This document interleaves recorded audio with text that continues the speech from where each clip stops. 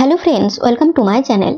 Friends, সামনেই তোমাদের WBSSC group C এবং গ্রুপ ডির এক্সাম রয়েছে। নতুন সিলেবাস অনুযায়ী আরও একটি ভিডিও নিয়ে চলে এসেছি। জীবদেহের গঠন টপিক থেকে কিছু প্রশ্ন উত্তর, সেগুলো তোমাদের আপকামিং এক্সামের জন্য খুবই গুরুত্বপূর্ণ। তো তোমরা অবশ্যই আজকের ভিডিওটি পুরো প্রথম থেকে শেষ পর্যন্ত দেখবে। তার আগে একটি ছোট রিকোয়েস্ট, তোমরা যারা এই চ্যানেলে নতুন অবশ্যই চ্যানেলটি সাবস্ক্রাইব করে রাখবে। আর ভিডিওটি যদি ভালো লাগে, উপকারে আসে, অবশ্যই একটি লাইক করবে এবং বন্ধুদের সাথে শেয়ার করে দেবে। তো চলো শুরু করা যাক আজকের এই ভিডিও। আজকের ভিডিওর ফার্স্ট কোশ্চেন কি রয়েছে, জীবদেহের গঠনগত ও কার্যগত ক্ষুদ্রতম একককে কি বলা হয়? তো এখানে আমাদের চারটি অপশন রয়েছে। চারটি অপশনের মধ্যে কোনটি সঠিক উত্তর হবে? তো এই প্রশ্নের সঠিক উত্তর হয়ে যাবে আমাদের অপশন সি, কোষ। জীবদেহের গঠনগত ও কার্যগত ক্ষুদ্রতম একককে বলা হয় কোষ। এর সাথে সাথে তোমরা মনে রাখবে, এই কোষ হলো প্রাণের ভিত্তি। অনেকগুলো কোষ মিলে কলা বা টিস্যু তৈরি হয়।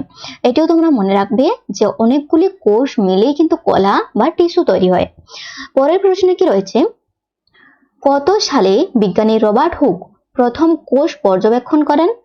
এই 2 নম্বর প্রশ্নের সঠিক উত্তর কি হবে? এই প্রশ্নের সঠিক উত্তর হয়ে যাবে আমাদের অপশন এ, 1665 সালে। এর সাথে তোমরা মনে রাখবে, তিনি নিজের তৈরি মাইক্রোস্কোপে গাছের ছালের সূক্ষ্ম প্রস্থচ্ছেদে মৃত কোষ দেখেছিলেন। পরের প্রশ্ন কি রয়েছে, রবার্ট হুক তার পর্যবেক্ষণ করা কোষগুলোকে দেখতে কার মতো বলেছিলেন?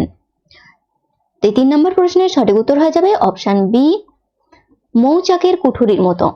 এর সাথে সাথে তোমরা মনে রাখবে, তিনি এই কুঠুরিগুলোর নাম দিয়েছিলেন সেলুলি, যা পরে সেল বা কোষ নামে পরিচিত হয়। পরের প্রশ্ন কি রয়েছে, প্রথম সজীব কোষ কে পর্যবেক্ষণ করেন? তো এর আগে আমরা কোষকে আবিষ্কার করেন বা কোষকে পর্যবেক্ষণ করেন সেটা পেলাম রবার্ট হুক।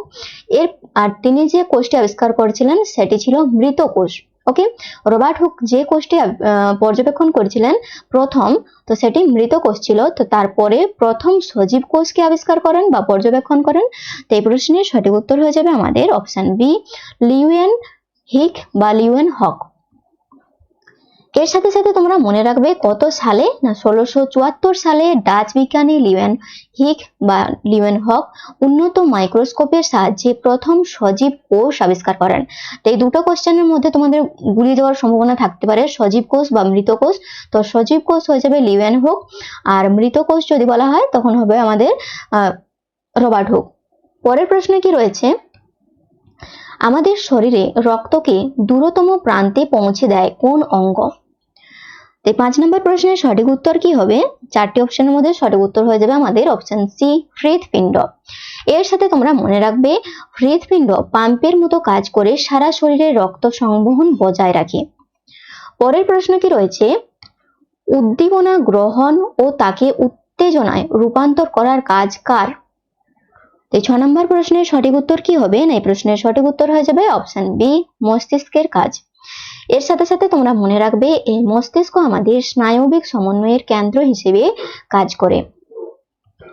7 নম্বর প্রশ্ন কি রয়েছে, যৌগিক আলোক অনুবীক্ষণ যন্ত্রে বস্তুকে কত গুণ বড় দেখানো যায়? এই প্রশ্নের সঠিক উত্তর কি হবে? চারটি অপশনের মধ্যে সঠিক উত্তর হয়ে যাবে আমাদের অপশন সি, 2000 থেকে 4000 গুণ বড় দেখানো যায়। এর সাথে মনে রাখবে, এটি সাধারণত স্কুল বা ল্যাবরেটরিতে টিস্যু বা ব্যাকটেরিয়া দেখানোর জন্য ব্যবহৃত হয়। পরের প্রশ্ন কি রয়েছে, অত্যন্ত ক্ষুদ্র ভাইরাস দেখার জন্য কোন অনুবীক্ষণ যন্ত্র ব্যবহৃত হয়? এই প্রশ্নের সঠিক উত্তর কি হবে? এই প্রশ্নের সঠিক উত্তর হয়ে যাবে অপশন সি, ইলেকট্রন।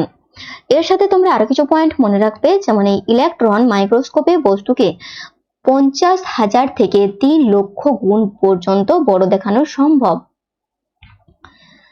পরের প্রশ্ন কি রয়েছে, নিচের কোনটি একটি এককোষী প্রাণী?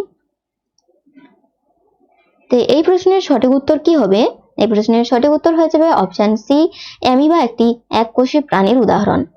এর সাথে তোমরা মনে রাখবে, অ্যামিবার পুরো শরীর একটি মাত্র কোষ দিয়ে তৈরি এবং এটি সমস্ত জৈবিক কাজ করতে পারে। পরের প্রশ্ন কি রয়েছে, আংটির মতো দেখতে কোষ কোনটি? 10 নম্বর প্রশ্নের সঠিক উত্তর কি হবে? এই প্রশ্নের সঠিক উত্তর হয়ে যাবে অপশন সি, চর্বি কোষ। এই চর্বি কোষ আংটির মতো দেখতে হয়। এর সাথে মনে রাখবে ফ্যাটের সঞ্চয়ের কারণে নিউক্লিয়াস একদিকে সরে যাওয়ায় চর্বি কোষকে আংটির মতো দেখায়। পরের প্রশ্ন কি রয়েছে, চোখের রেটিনায় কম আলোয় দেখতে সাহায্য করে কোন কোষ? তো এখানে সঠিক উত্তর কি হবে?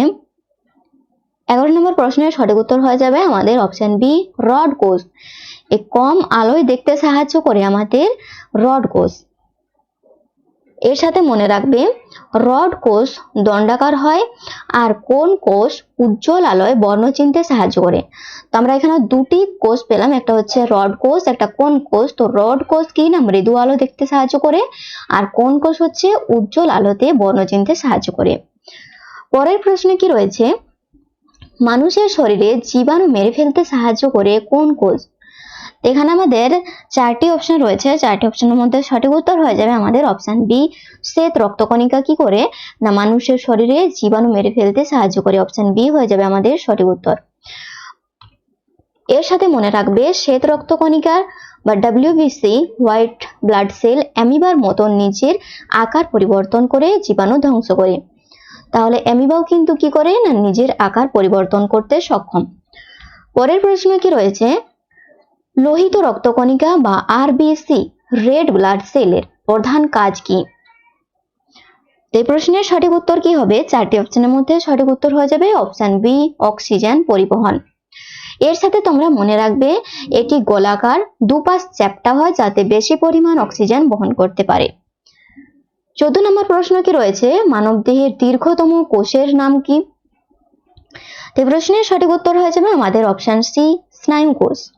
এর সাথে মনে রাখবে স্নায়ু কোষ বা নিউরন, তাহলে নিউরনকেও আমাদের স্নায়ু কোষ বলা হয়, মানে নিউরনেরই আরেকটি নাম হচ্ছে স্নায়ু কোষ। তো স্নায়ু কোষ বা নিউরন কি করে উদ্দীপনা পরিবহনের কাজ করে, এটি দেখতে অনেকটা তারার মতো। পরের প্রশ্ন কি রয়েছে, উট পাখির অনিষিক্ত ডিম কিসের উদাহরণ? উট পাখির অনিষিক্ত ডিম কিসের উদাহরণ? এই প্রশ্নের সঠিক উত্তর হয়ে যাবে অপশন সি, বৃহত্তম কোষের উদাহরণ।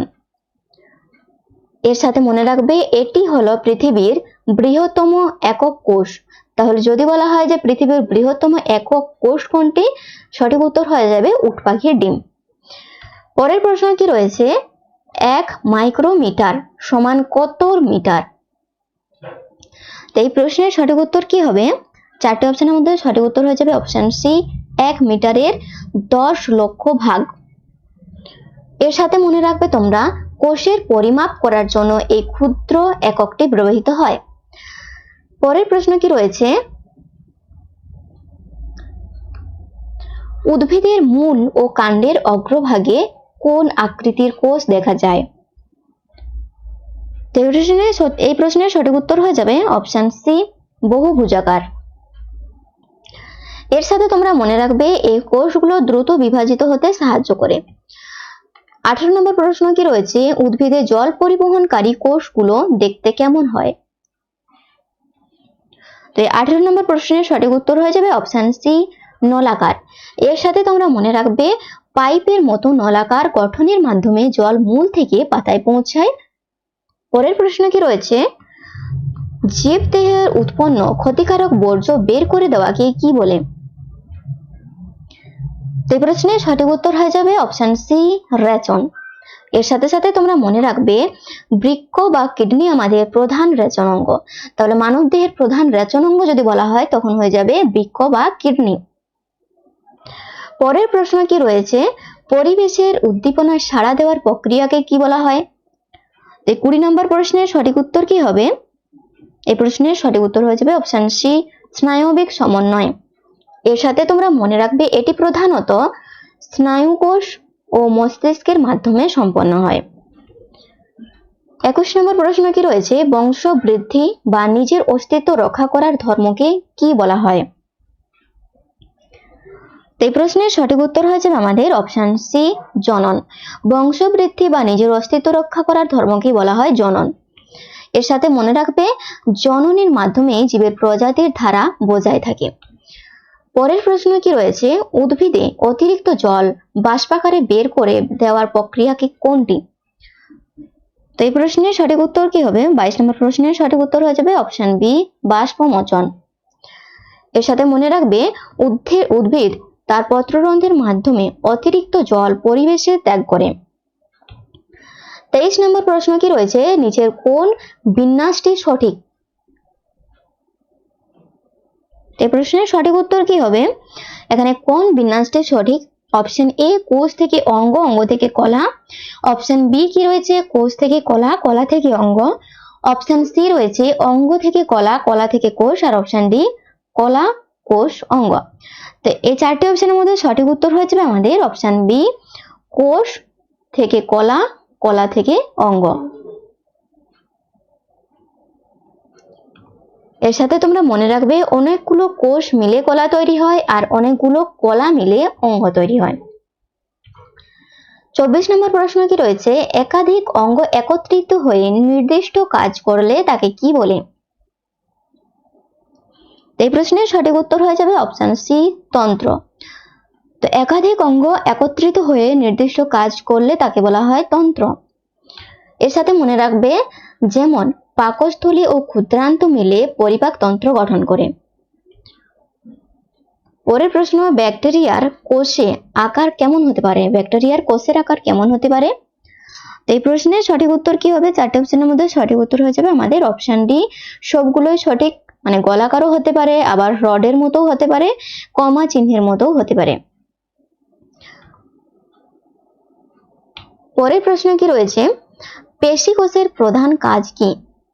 তো 26 নম্বর প্রশ্নের সঠিক উত্তর হয়ে যাবে আমাদের অপশন সি, সংকোচন ও প্রসারণ হয়ে যাবে পেশি কোষের প্রধান কাজ। এর সাথে মনে রাখবে এই সংকোচন প্রসারণের মাধ্যমে আমরা নড়াচড়া ও কাজ করতে পারি। পরের প্রশ্ন কি রয়েছে? 1 মিলিমিটার সমান কত মাইক্রোমিটার? তো 27 নম্বর প্রশ্নের সঠিক উত্তর হয়ে যাবে অপশন সি, 1000 মাইক্রোমিটার বা মিউ। এর সাথে মনে রাখবে এই হিসাবগুলো কোষের আকার বুঝতে সাহায্য করে। 28 নম্বর প্রশ্ন কি রয়েছে? শৈবালের দেহ মূলত কোন ধরনের কোষ দিয়ে গঠিত? তো এই প্রশ্নের সঠিক উত্তর কি হবে? এই প্রশ্নের সঠিক উত্তর হয়ে যাবে অপশন বি, সূত্রাকার বা সুতার মতো।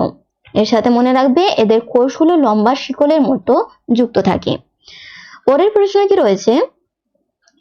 উদ্ভিদের ক্ষেত্রে নিচের কোনটি দেখা যায় না বলেছে? কোনটি দেখা যায় না? তো এই প্রশ্নের সঠিক উত্তর কি হবে? অপশন সি, গমন দেখা যায় না। উদ্ভিদের জনন সম্ভব, সংবহন হয়, চলন হয়, কিন্তু গমন সম্ভব নয়। এর সাথে সাথে তোমরা মনে রাখবে উদ্ভিদ স্থির থেকে অঙ্গ সঞ্চালন, চলন করতে পারলেও এক জায়গা থেকে অন্য জায়গায় যেতে বা গমন করতে পারে না। পরের প্রশ্ন, সালোক সংশ্লেষ প্রক্রিয়া উদ্ভিদের কোথায় সম্পন্ন হয়? এখানে চারটি অপশন রয়েছে, মূলে, কাণ্ডে, পাতায়, ফুলে। তো এই চারটি অপশনের মধ্যে সঠিক উত্তর হয়ে যাবে আমাদের অপশন সি, পাতায়। সালোক সংশ্লেষ প্রক্রিয়া উদ্ভিদের পাতায় সম্পন্ন হয়। এর সাথে তোমরা মনে রাখবে পাতায় সবুজ কোষে সূর্যের আলো ব্যবহার করে খাদ্য তৈরি হয়। তো ফ্রেন্ডস, আজকের ভিডিও আমাদের এই পর্যন্ত। ভিডিও যদি ভালো লাগে, উপকারে আসে, অবশ্যই একটি লাইক করো এবং বন্ধুদের সাথে শেয়ার করে দিও। আর চ্যানেলে যদি নতুন এসে থাকো চ্যানেলটিকে সাবস্ক্রাইব করে দিও।